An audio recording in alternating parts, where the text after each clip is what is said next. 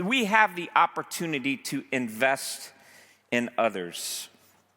I'm going to start us thinking about our topic this morning by reading a story from Charles Swindoll's book called Quest for Character. He wrote this years ago. He's a pastor, seminary professor, writer, amazing minister. And in this book, Quest for Character, he wrote a story about Teddy Stallard, and I'm going to read it to you to get us thinking about our topic. Teddy Stallard certainly qualified as one of the least of these. Disinterested in school, musty, wrinkled clothes, hair never combed. One of those kids in school with a deadpan face, expressionless, sort of a glassy, unfocused stare. When Miss Thompson spoke to Teddy, he always answered in monosyllables, unattractive, unmotivated, and distant. Honestly, he was just a little hard to like. Even though his teacher said she loved all in her class the same, deep down she knew she wasn't being completely truthful.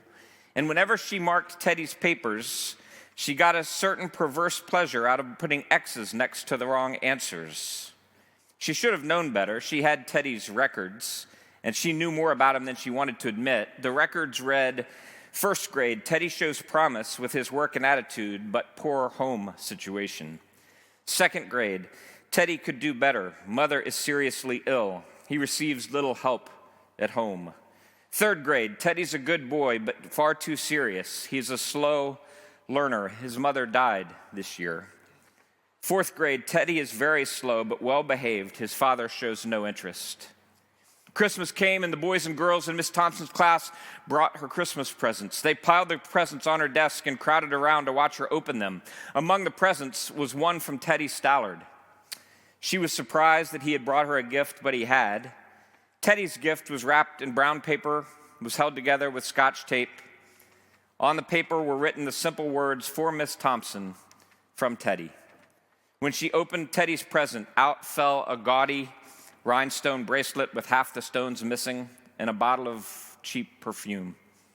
The other boys and girls began to giggle and smirk at Teddy's gifts, but Miss Thompson at least had enough sense to silence them by immediately putting on the bracelet and putting some of the perfume on her wrist. Holding her wrist up for the other children to smell, she said, "Doesn't it smell lovely?" And the children, taking their cue from the teacher, readily agreed with oohs and ahs.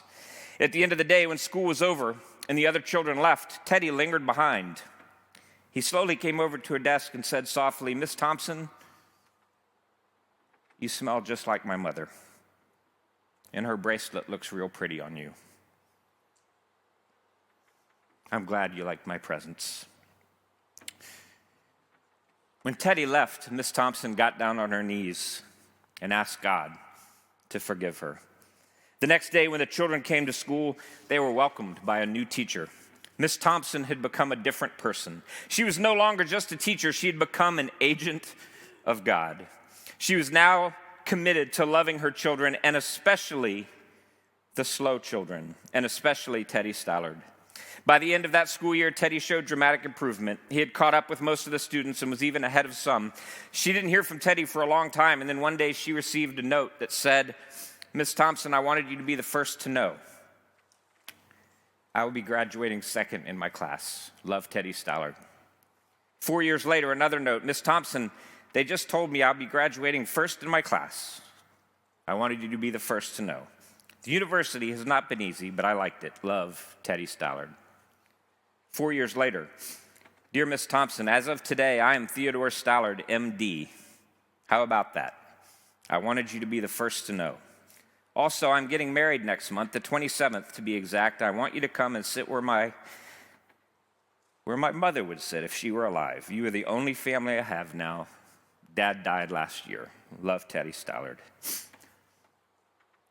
Miss Thompson went to that wedding and sat where Teddy's mother would have sat. She deserved to sit there. She had done something for Teddy that he would never forget. And Swindoll closes by saying, "What can you give as a gift?" and challenges us to give ourselves away. And the thing I like about this story is, yes, Miss Thompson had a profound impact on this little boy's life. But the thing that's interesting to me is the impact he had on her life. That the light bulb came on at some point when she recognized that God wanted more from her in how she thought about teaching. The line in Swindoll, when Swindoll wrote this article, she was no longer just a teacher, she had become an agent of God. And here's the thing. That's what God wants from all of us. That we would shine light into the darkness. That we would bring water to a thirsty culture.